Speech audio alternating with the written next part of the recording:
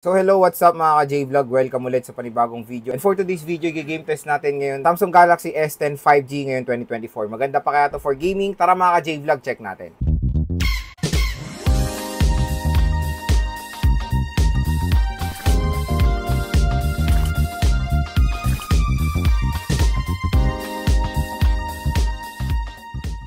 So, apat na games ang ating i-test. Meron tayong ML, Firelight 84, Genshin, at CO. So, first na lalaruin natin is ML at ito ang ating settings. Meron tayong, ang maganda balita, available naman sa matataas, tulad na lang ng refresh rate, super graphics, ultra, naka-on ng outline at shadow, at syempre naka-full download na ang resources dito.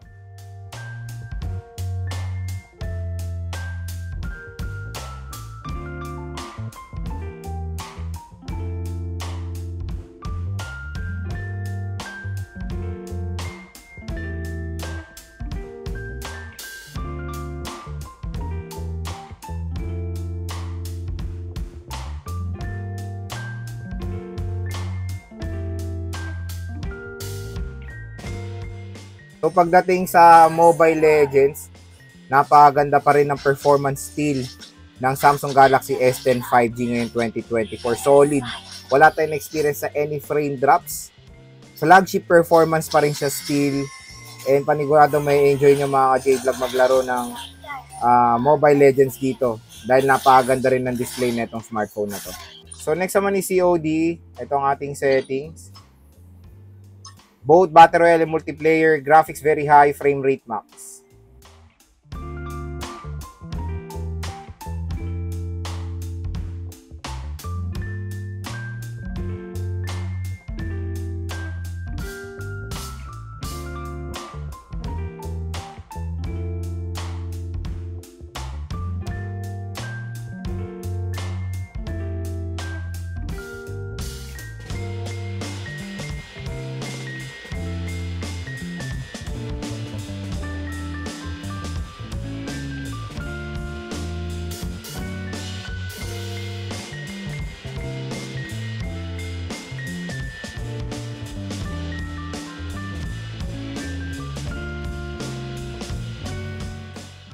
So when it comes sa COD Battle Royale, kung makikita nyo naman nakikipag-battle tayo, ay sobrang smooth ng performance ng Samsung Galaxy S10 5G ngayon 2024. Grabe.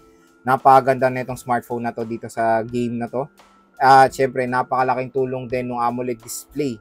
Mas nakadagdag siya nung enhancement ng graphics. Very accurate yung color niya. Napakaganda, very vibrant. At paniguradong may enjoy nyo maglaro ng COD dito kahit na rotation ay very smooth, very detailed din yung graphics.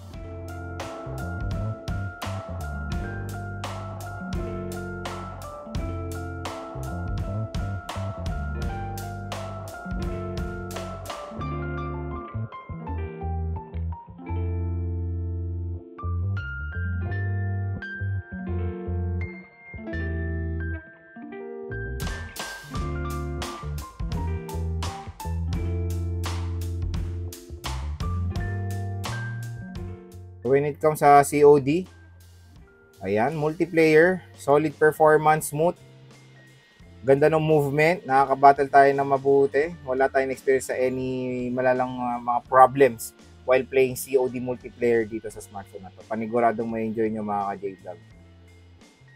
Playable na playable po siya. So next naman is Genshin. Syempre, set muna natin siya sa pinakamataas sa settings. So graphics natin highest. 60 FPS. I-low lang muna natin yung motion blur. Let's try. So yan, gumanda yung graphics niya. Mas naging very detailed nung naka-high settings. So yan yung movement niya pag naka-on yung motion blur.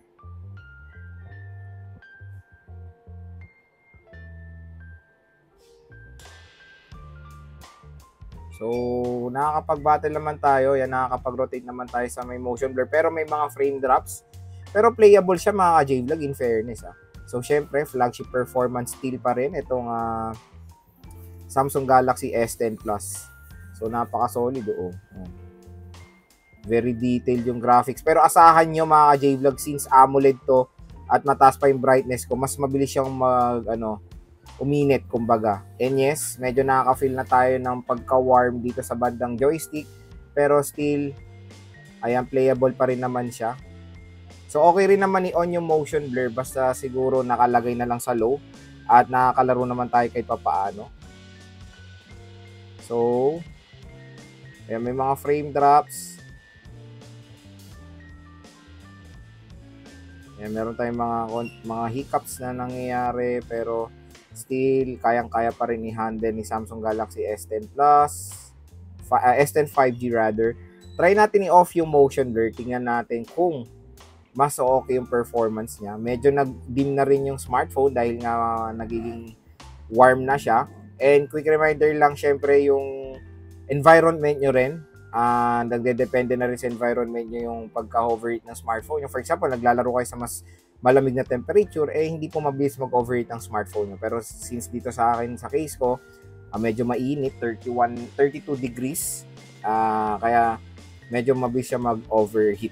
So mas gumaan din yung niya nung in-off natin yung motion blur, mas nakaka-rotate tayo na mabuti. So yun, mga J-Vlog, napaka-solid ng performance pa rin ng Genshin Impact ngayon dito sa Samsung Galaxy S10 5. So Firelight 84 graphics HDR at ang frame rate natin nasa high.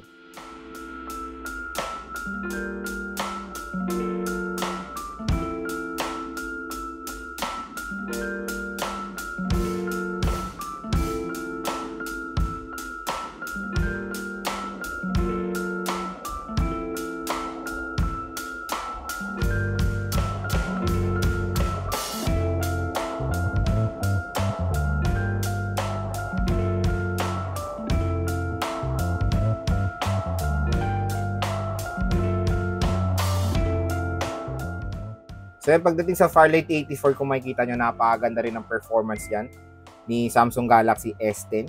Sobrang smooth din. Ayan. Very detailed din yung graphics niya. So pagdating sa Samsung Galaxy S10 5G, kung makikita nyo, lahat ng games na tinest natin dito ay playable mga J-Vlog. Nakakatuwa na 5 years na itong smartphone na to, pero ang ganda pa rin ng performance niya. So yun nga, since 5 years na to, na rin siya, future-proof kasi ito nga yung first ever 5G smartphone ni Samsung. I-expect nyo na meron to maximum performance pa rin hanggang ngayon 2024 at kayang-kaya pa rin makipagsabayan sa mga entry-level or mid-range smartphone na kapresyo nito smartphone na to.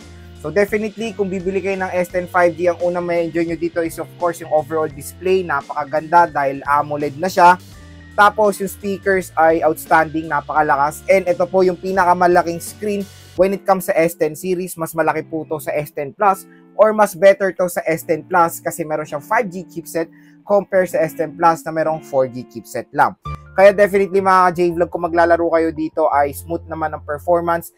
Kahit ng mga modern games ngayon, even Genshin Impact ay playable pa rin dito sa Samsung Galaxy S10 5G. At yun nga, maganda nga dito pag naglalaro kayo is, yun nga lang, syempre, when it comes sa battery, depende na rito kung ano makuha yung unit. Nagde-depende yan sa makukuha yung quality. Pero dito sa S10 natin na 5G is, when it comes sa gaming, expect nyo na few hours lang to talaga matatagal. Dahil syempre, matagal na rin yung battery niya, nag-degrade na rin. Kaya mas mabilis na siya malobat compare nung nabili nyo to ng brand. Kaya yon, kung interested nga kayo bumili ng S10 5G, available lang sa mga nire-recommend kong shop. Unang-una sa Malin Gadget Shop, kay Ate Malin, CMB Gadgets kay Ate Mayet, and of course ZMB Cellphone Accessories kay Ate Annette. Yung mga shop nila ay nasa description box, i-check nyo na lang.